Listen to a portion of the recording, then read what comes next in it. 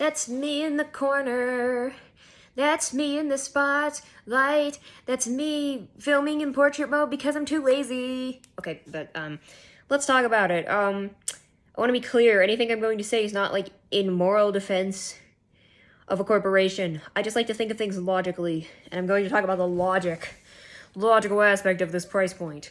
And then I'm going to talk about the other stuff because the other stuff is cool. But like, okay, the Switch 2 got revealed. It's $450. And the Mario Kart bundle's $500. But Mario Kart by itself is $80. And I wanna kinda, I'm seeing a lot of people saying it's shit and that they won't buy it because it's too expensive. Like, I get people who legitimately can't afford it. Like, yeah, no shit. I don't have that much money in my savings right now. I'm gonna try to pre-order, but I'm saving up. I've been saving up. But like, I get why not everyone's gonna be able to afford it at launch. But like, the thing is,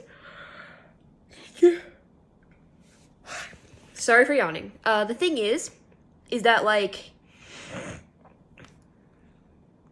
the thing about the price, yes, you could say it's overpriced, like, yes, but also, I feel like there's a couple things going on here. One is that, like, yeah, inflation's been fucking crazy. Two is that, like, there are things that are way more overpriced. Like, Sony literally made the PS5 Pro, which is like $700 for like what reason? I'm not saying the Switch 2 is going to be as powerful as the PS5 Pro, obviously. But like, $700 for a console is insane to me. Like, there are a lot of people who are like, well, I already have a Steam Deck. This doesn't, like, you know, Steam Decks are cheaper now. It's like, yeah, okay, but like, the Switch is not marketing to the same audience. We know that. We know that their exclusive games, you know, are gonna be exclusive games. That's how they sell units. Do I think 450 is a bit high? Yeah, I think 400 would have been fine. I think 450 for the bundle. 500 for the bundle's a bit much. I also think $80 for a game is a bit much. I'm gonna get into it though. I heard the new Grand Theft Auto is gonna be like $110 or something. Also, I'm in the U.S. by the way. I'm using U.S. currency just for the reference. So I wanna like bring up a couple things. One is like, everything is like, there are like going to be tariffs out the wazoo, and like I feel like Nintendo is accounting for that. The second thing is that and again, I'm not justifying the morality. Like, obviously, Nintendo has lots of money. They don't need to do this. I'm not justifying this on a moral principle, but I am justifying on this on a, like, logical, from a business perspective. They can probably get away with it because what will happen is if it's successful, if people buy it anyway, then great. They just made a shit ton of money. If it's not successful, they can do what they did with the 3DS and do the price cut, like they did with the 3DS. I think part of the problem with the Wii U was that it never really got a price cut, outside of like them discontinuing the basic set and just price cutting the deluxe set. Like, outside of that, they never really got like a price cut for the Wii U, which is annoying. But like, I'm just pointing out that that's a thing. So like, I feel like probably someone at Nintendo, probably internally, they're like, okay, if this doesn't pay off, give it a few months, cut the price. It's gonna pay off regardless. So like, they want to start it at a higher price, and then if it doesn't, if they're not getting the returns they want, they can lower the price. I feel like that's kind of, cause usually game consoles never really raise in price while they are on the market. They only lower in price because the console becomes weaker over time, or it doesn't become weaker over time, but I mean comparatively, it is less current over time, which makes sense that the prices will go down over time, but also prices of groceries and stuff go up all the time. So like, I feel like, you know, they want to start at a high price point because they know they're not going to be able to raise the price, they're only going to lower it. I'm not saying it's morally justified. Again, that's not the point. I'm not trying to like defend capitalism. I'm just saying this is how capitalism works, and they know that they can, and then they can get brownie points for lowering the price later. So like, yeah, it is likely that there will be a price drop, especially if Nintendo, especially if they see it, if they're not getting the results that they want. But the other thing, like, I want to point out is that like, social media echo chambers do not represent the majority opinion. First of all, there are going to be a lot of people who are going to complain and then still buy it. Second of all the people on social media who are in those social media echo chambers and are complaining about not that they're not going to buy it. First of all, they might see some game as soon as the next Mario platformer comes out, as soon as the next like mainline Zelda comes out, as soon as some game they really like gets remade. These people are going to cave. Some of them are going to cave. Also, even if everyone is speaking the truth that you see in your little online echo chamber, whatever side of Blue Sky, Twitter, whatever you're on, whatever side of that you're on, in my experience, online echo chambers do not represent the general public's opinion. Because most of the general public has fucking lives and isn't just chronically online. So, I think that the Switch 2 will sell as well as it can in this economy. I understand, but then they have to, in some regard, they probably have to raise the prices because, again, tariffs are going to be out the wazoo. They're doing what they're doing. I'm not saying it's like they don't have to, but in order to, make a decent profit, they could obviously not make a profit. But then there's no purpose for them to make anything if they're not going to make a profit. Now, I'm not saying that morally it's right. I'm just saying. If you're not going to make a profit, you're not going to fucking make games. Obviously, they're going to do what they need to do to turn a substantial profit here. That is all.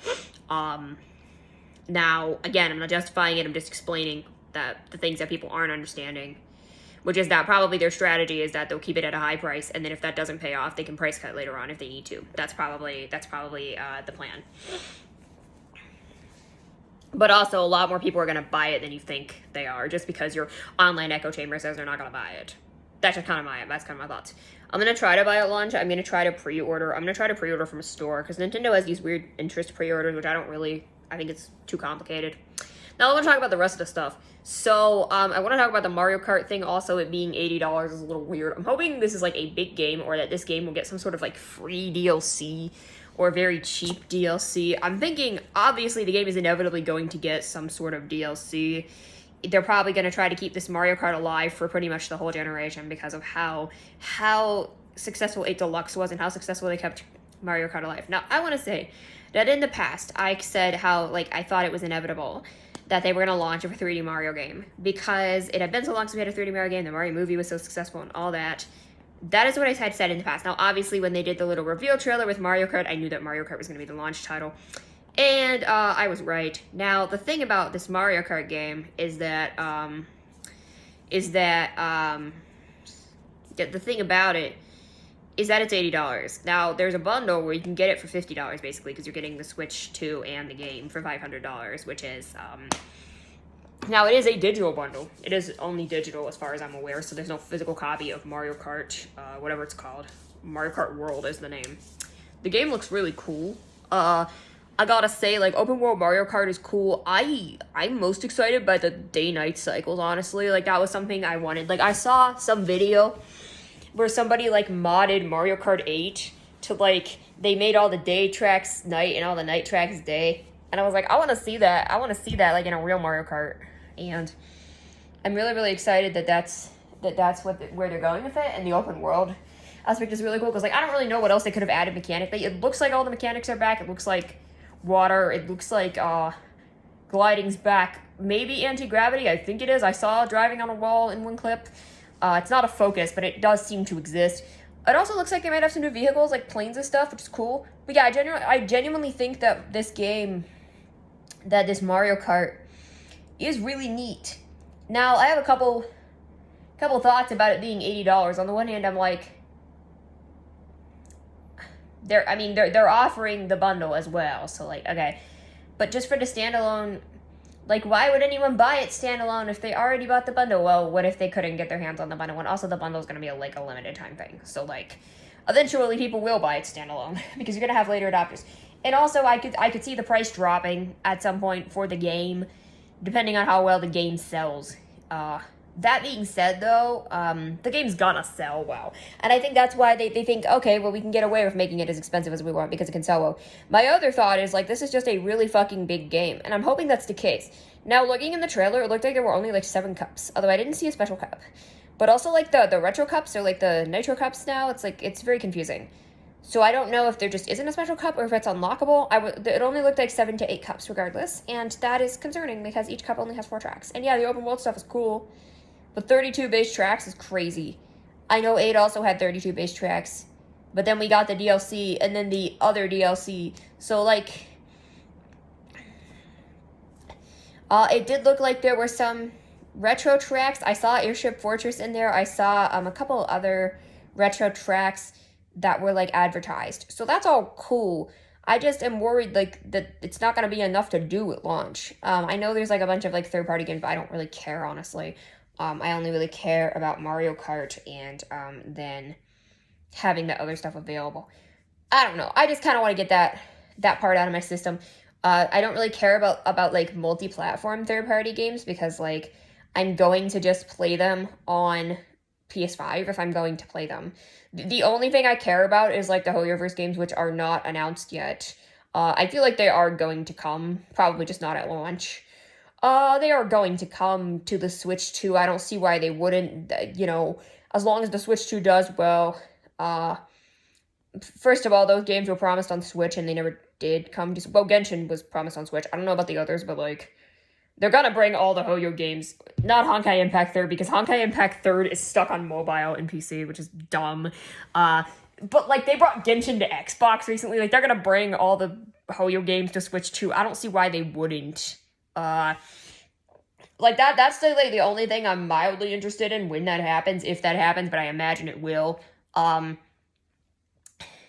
the Switch 2 is a lot more powerful. The only thing I can imagine, like... The only reason I'm mildly interested in it is, I can do my dailies in bed. I can just, like, do my Genshin dailies in bed. I don't have to, like, get up on the days I'm not streaming. Like, I don't have to get up, walk a few feet to my TV.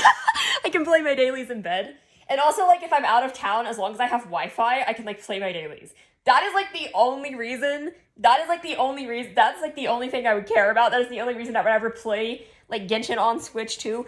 Other than playing it on PS5. Like, I only just play on PS5. Like, why would I want to play on Switch? It's dumb. But, like, it's only that. For, like, being able to do my dailies in bed. That is the only reason why I would play Genshin on Switch 2. Again, it hasn't even been announced for Switch 2. I'm just saying, like, that's, like, the only thing I'd be... But also just for, like, the install base, just for, like, the people wanting to play those games not on their phones.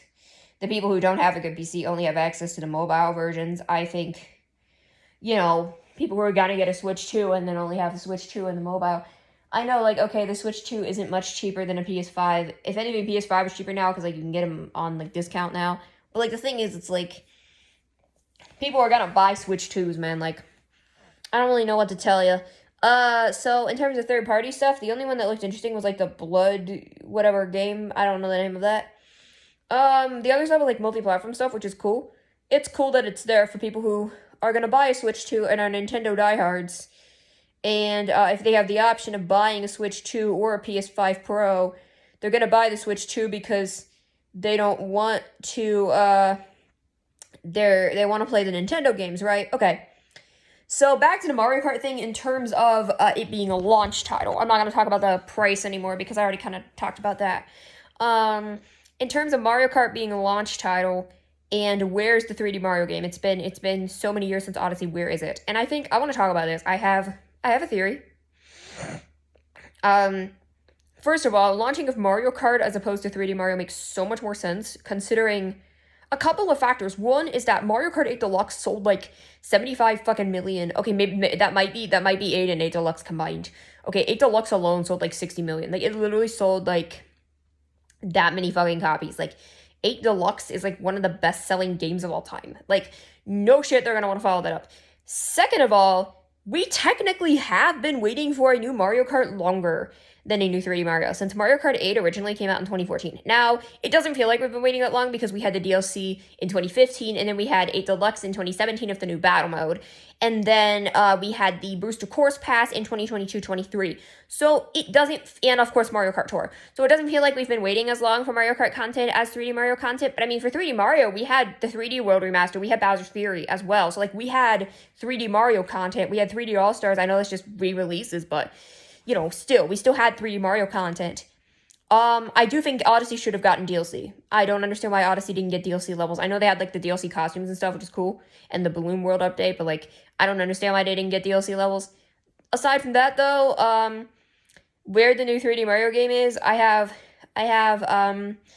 Mario Kart makes the most sense to launch. They probably don't want to release a whole bunch of Mario stuff right at launch because that could be a bit overwhelming. Like Mario and Mario Kart, like come on now. Also, if the new Mario is $80, I'm still gonna buy it, by the way. The thing about Mario, the thing about the new 3D Mario is that I have a guess, which is that they are taking longer to develop the game because they want to really optimize it for Switch 2, which is super exciting. It probably means the game will be really good and really optimized. Now, the other thing is that I did see a leak, actually, which was saying that it wasn't going to be coming out this year or it would be coming out later this year. Like, I think the leak was saying, like, they didn't know exactly when it was going to come out, but it is in development. Now, I think it would have been cool if they showed us a little teaser or something for 3D Mario, kind of like how the Switch 1 trailer showed us a little bit of Odyssey and then revealed the full game later on. And that was like an October release. The thing is that the Switch 2 is coming out in June, whereas the Switch 1 came out in March.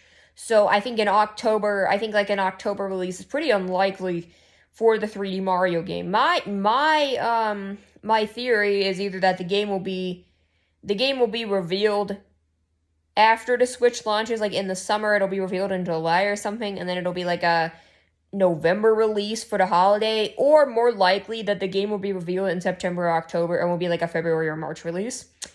The reason I think this is because I'm not actually sure when Mario Maker was revealed. I think Mario Maker might have been revealed at E3, back when E3 was a thing, so in June. And then it released in, I think, October or November. And Mario Maker was sort of the 30th anniversary game. And then the 35th anniversary games were all remakes because 35th, not as big of a deal as 30th, I feel like. And then the 25th, we only got the Mario All-Stars port on Wii. So yeah, not as much crazy stuff. We did get Galaxy 2, though. I feel like Galaxy 2 was like kind of the, but I feel like this is going to be the 40th anniversary this year, and usually they tend to do their anniversary games later in the year or early in the next year. They kind of do, I think when Super Mario Bros. Came out, it was sometime in the fall of 85. That's when the NES launched in America. It's kind of questionable when Super Mario Bros. Actually launched in America, but regardless, this year is the 40th anniversary of Super Mario, and sometime fallish is going to be, like how they had an entire anniversary direct for the 35th anniversary. I just hope that nothing they release this time is going to be time-gated. That's all I gotta say. It seemed like that was a dumb decision, and they realized that was a dumb decision. So with the 3D Mario thing, we're getting, it's like, to me, it's like, I think they're going to make some sort of Mario Direct, probably, and then they're going to reveal the new 3D Mario, and I could see it coming out in, like, February or March, particularly because, like, how Bowser's Fury and 3D World and Bowser's Fury came out in February, so, like, January's too early because, like, people are still recovering from the holidays, so, they want to give it another month. So, like, February or March, I could see being the 3D Mario release. I think it will be revealed sometime this summer or fall. I can't see any reason at this point why it would be delayed any longer. Metroid Prime 4 is coming to Switch and Switch 2, just like I thought. The Switch 2 edition stuff. So I'm really excited that, like, Breath of the Wild and Tears of the Kingdom are getting upgrades. People are mad that you have to pay for the upgrades, which I kind of get, because a lot of PS5 games, like, let you do that for free. Like, you upgrade from PS4 to PS5 games for free. We also don't know how much the upgrades cost. Is it going to be $5 or is it going to be $40? Like, we don't know. I would guess somewhere in the range of, like, $15 to $20 for the upgrades. I don't really know. What I do know is that, personally, it's like, yeah, I was just relieved that you could pay for an upgrade pack and you do not have to pay for the full game. Obviously, if you want a physical copy of the Nintendo Switch 2 edition, you're going to have to pay, $70, $80 for that, probably. I don't know if the Nintendo Switch 2 editions are going to be $60, $70. I don't know how they're going to price them. I don't know if they're going to price them lower because they're Switch 1 games or if they're going to price them higher because they're, like, enhanced versions. I don't know. What I do know is that, I don't know how much the upgrades are going to cost, but I was so glad that it'll let me do a digital upgrade and I don't have to, like, buy the game again. Even if it is paid, it's like when Sonic Origins Plus came out and it let me, upgrade digitally since I already bought Sonic Origins. There was a physical release of Sonic Origins Plus, but it let me upgrade. It let me pay to upgrade. It was like $10, $5 or $10 to upgrade from Sonic Origins to Sonic Origins Plus digitally, rather than having to buy the physical version for like $50, $60, how much it was. So yeah, I'm glad they're doing that. It also sounds like I'm also hearing some people saying that some of the upgrades will be free if you have NSO, which, like, I don't know if it's the NSO expansion pack or just NSO in general, which I have the expansion pack. But, like, for me, it's like, I understand if you're really broke, why, like, okay, I'm broke as fuck. Why on earth would I buy the NSO? It's like, I only play offline anyway. It's like, but it's like, I'm sorry, if you have the money to drop, because people are even talking about, like, why do you need NSO to get free shit or whatever, or, like, I mean, the game chat stuff is NSO too, which, I'm glad there's in-game chat. I probably won't use it because I have no friends. But, like, the thing is, it's like, why is this an issue? Like, it's like, things requiring NSO to, like, get a free upgrade. It's like, okay, I can understand why you wouldn't have NSO if you bought a Switch 1 and then, like, lost your job or, can't afford the subscription anymore. That's fine. But, like, anyone who, like, lost your job and can't afford an NSO subscription anymore, you are not buying a $450 console. So, like, I feel like most people who have the money to drop on a Switch 2 already have NSO, right? Like, and if you don't, why not? Why don't you have NSO? Like, even if you don't play online at all, you get free NES and SNES games for $20 a year. $20 a year, okay? Like, most subscriptions are like $60, $70, $80, $100, $120 a year, right? Like, that is, like, an insanely cheap, and then, like, the expansion pack is $50 a year, which, again, that's cheaper than, like, all the other platforms. Now, I do know they get more games on those platforms, but, like, not only do we get, like, the music subscription now, we also have, like, the, not only, it was like, okay, you get the Booster Course Pass for free, right? If you have, you don't own it, so, like, it is subscription locked, but you get to play it for free. If you have NSO expansion pack. It was the Animal Crossing DLC you get to play for free. And then also, like, on Switch 2, exclusively they're adding GameCube support. And I'm like, okay, so they're not going to remaster Twilight Princess HD, Wind Waker HD. They're not doing that. This is how they're going to have us play Wind Waker and Twilight Princess. No word on Twilight Princess yet, but I'm sure it's coming. The thing is that I don't want to play the GameCube version of Twilight Princess. I want to play the Wii version of Twilight Princess with the swapped controls, because I played that version, and now I can't play the GameCube version because my brain is oriented the other way, and because it's just a GameCube game and not a port, they won't let me swap which version. I don't like the HD version on Wii U, because that version doesn't let you swap to the Wii version unless you play in hero mode. And I was like, okay, well, if they ever remake Twilight Princess HD, or re-release Twilight Princess HD, they can add an option to let you play whichever mode you want. But, like, the thing is, I'm talking about, like, the mirroring in Twilight Princess. But if we just get the GameCube version of Twilight Princess, then I'm gonna have to play Twilight Princess unmirrored, and that's gonna throw me the fuck off. Okay, but, like, all that aside, I'm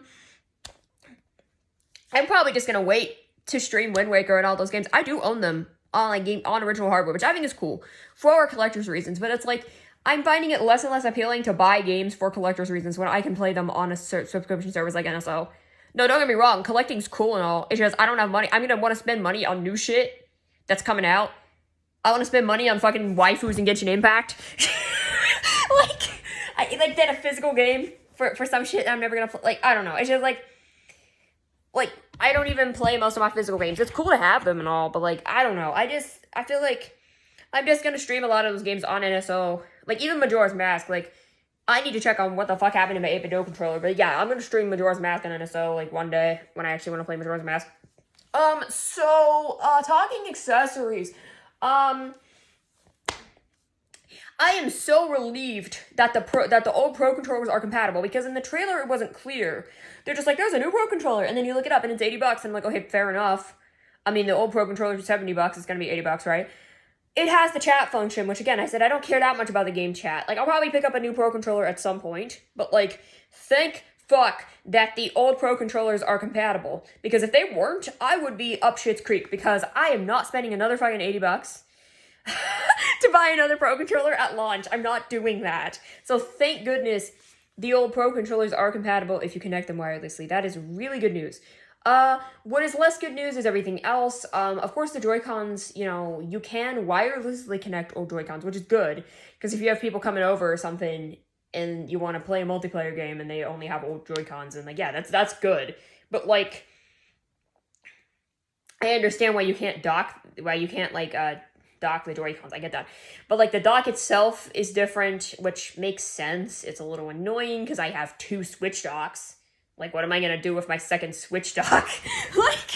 It's okay. Also, if I need a second Switch 2 dock, I'm gonna have to pay more money for a second fucking Switch 2 dock. Although, to be fair, at college, I'm probably only gonna have my Switch 2 dock.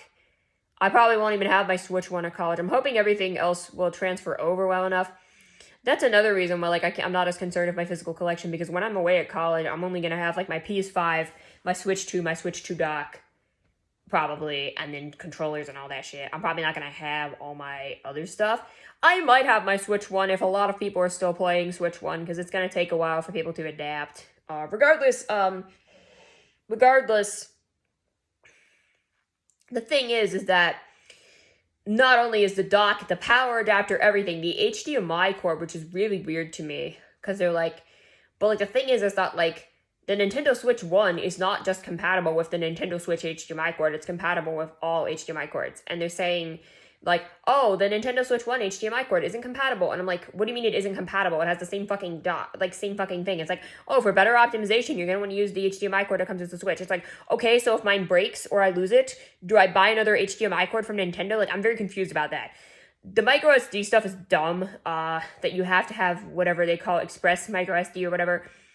That's dumb. The good news is that the console itself has 256 built in, which is really, really good, because the original Switch only had 32 gigabytes, which is very sad. That is good news. Dude, if the Hoyoverse games ever come to Switch, I'm gonna need a fucking 1 terabyte micro express SD card. Hopefully the prices go down on those, because those are really expensive right now, the cards.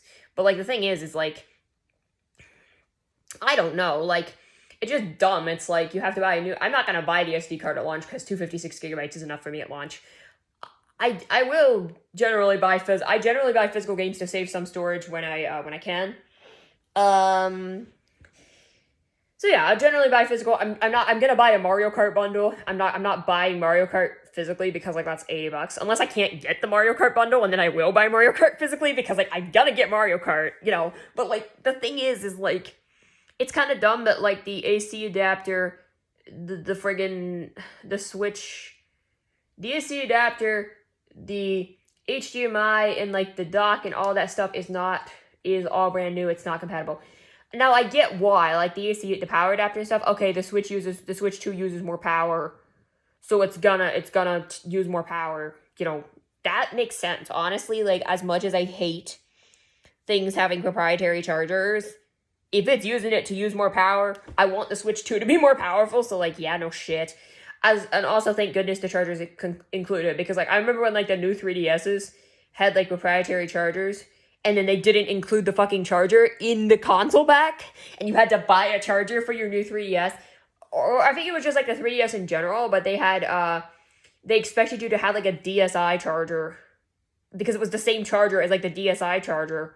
But I'm what if you're just buying a 3DS and you don't have a DSi charger? Why are you gonna, it was so dumb. It was it was the same charger as, the DSi charger, but it didn't come with the charger. The console didn't come with the charger. It was so stupid. It was ridiculous. But I remember that, because I remember when I told my parents to buy me a 3DS for Christmas, I was you have to buy a charger. I explained it to them. I was yeah.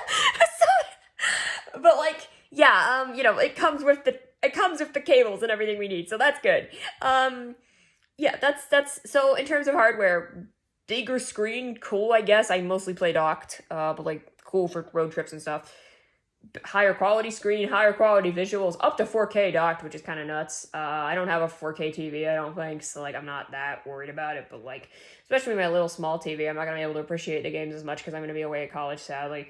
Aside from that, though, I'm just gonna talk about the other games that got revealed. They're like Nintendo games. It was like the Hyrule Warriors are like, yeah, like I still haven't played Age of Calamity. I hear that game runs like ass on Switch. But like the thing is, Age of Imprisonment, cool, I guess, but if it's just some fanfic ass premise again, if it's not like actually a prequel and it's just fanfic, then why should I care?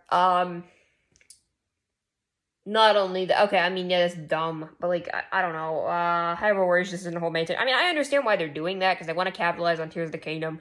They don't want to release they're not going to release another brand new 3D Zelda, and they just released a new 2D Zelda as well.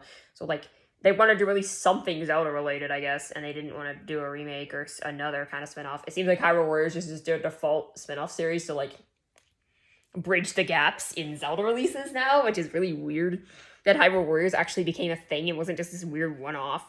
Yeah, anyway, I can't believe they made a second and now making a third Hyrule Warriors game. Like, that's weird. Outside of that, new Kirby Air Ride. That is to be the most out of left field thing. It seems like the Kirby and Forgotten Land Switch 2 edition is going to have some new content as well, so I'm definitely going to be picking that up, that upgrade, because I already own Kirby and the Forgotten Land. But, like, it's crazy to me that, we're getting Kirby, a new Kirby Air Ride, also directed by Sakurai, which, like, so that's what Sakurai's been working on. No word, gotta say this, no word on new Smash Bros. At the moment. I'm sure there will be a new Smash Bros. Whether or not Sakurai's gonna be working on it, I don't know. But, like, they're gonna make a new Smash Bros. They want money. And Smash Ultimate is, like, the third or fourth best-selling game on the Switch, I think. I think that, like, Mario Kart 8 Deluxe is first, and then I think Animal Crossing is second, and then I can't remember if Smash is third or if, like, Breath of the Wild is, like, one of them is, like, third place, and then, like, yeah, so I think Smash is one of the best-selling games on Switch, so, like, they're gonna make a new Smash game, obviously. Interesting that Mario Party Jamboree is getting an upgrade, because that game just got released not too long ago on Switch 1, so, like, yeah, they're gonna upgrade it.